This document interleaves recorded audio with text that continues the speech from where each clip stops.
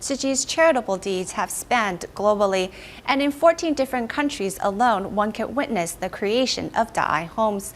Though popular overseas, looking back at Tzu Chi's history, the first ever home Tzu Chi built for someone in need was in the second year of the establishment of the foundation for a solitary senior who lived in a thatched home. Let's take a look back at this history, beginning with the latest addition to Da'ai homes located in the Philippines.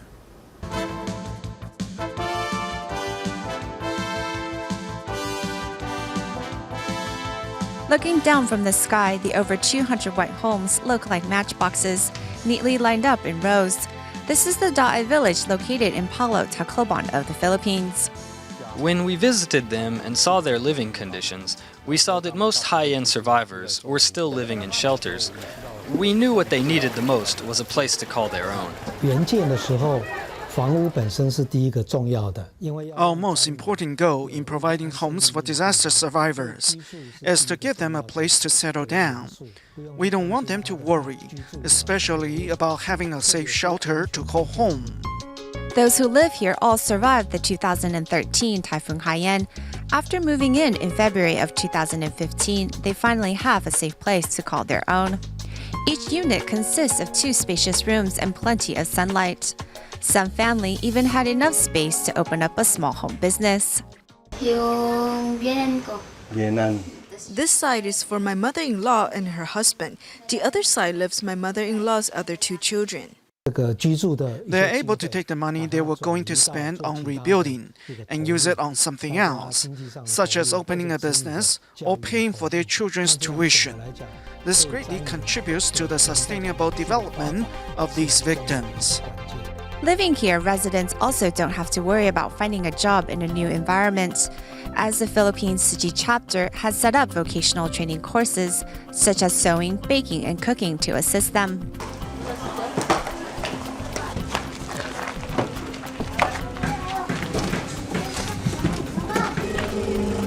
Residents can then sell their homemade goods to corporations or on the street. Because it's delicious.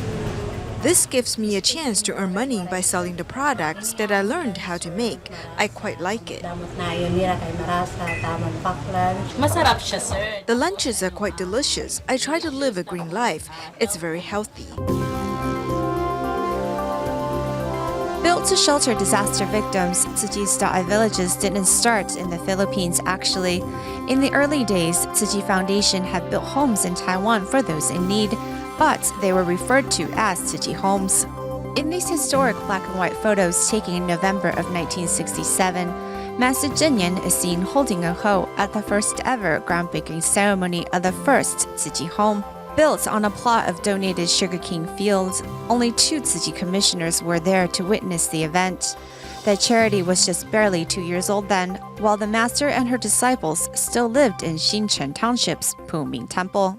The nearly 5,000 NT dollars was the foundation's entire savings back then. We slowly made payments, but we had to do our best to come up with the funds because we didn't have much money back then. The amount was the equivalent of a public servant's 3-month salary. Despite the charity's limited resources, the home for solitary senior Li Apao, who lived by Hualien's Mugua Creek, was built.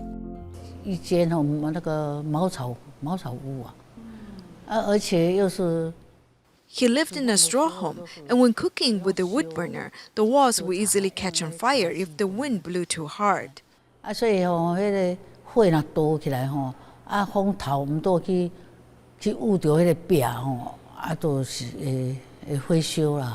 Beginning in 1971, Tzu Chi built a series of homes in Hualien's Xinchen Township to shelter those displaced by typhoons and named each project after each typhoon.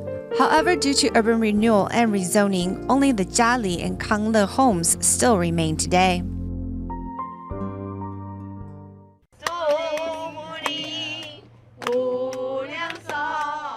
The eldest resident living at the Kangle village is Grandpa Chen Cai, who is a centenarian. When young, the senior fought for the country but had no one to rely on when he got older and ended up alone in Hualien. In 2000, upon his discharge from the Hualien Tzu Chi Hospital, volunteers arranged for him to stay here. We're going to clean you up a little and take you to see Master Zheng Yan. She said she was going to personally bake you a birthday cake to celebrate your 100th birthday, and we brought it to you. Life at a home built with universal love is full of laughter, warmth, and surprises. Taiwan's first Da'ai village was established on March 9, 1997. It is located 1,500 meters above sea level at the tribal village of Kuala Bunong in Nantou, where survivors of 1994's Typhoon Doug live. Thus far, Tzu Chi has built 18,153 Da'ai homes in 14 different countries, helping the poor in northern Thailand, the water-deprived in Gansu, China, and the tsunami victims in India's Aceh. Tzu Chi's Da'ai home give those who have lost the roof over their head a place to rest from their worries, so they may begin life anew and find the strength to rebuild their lives once more.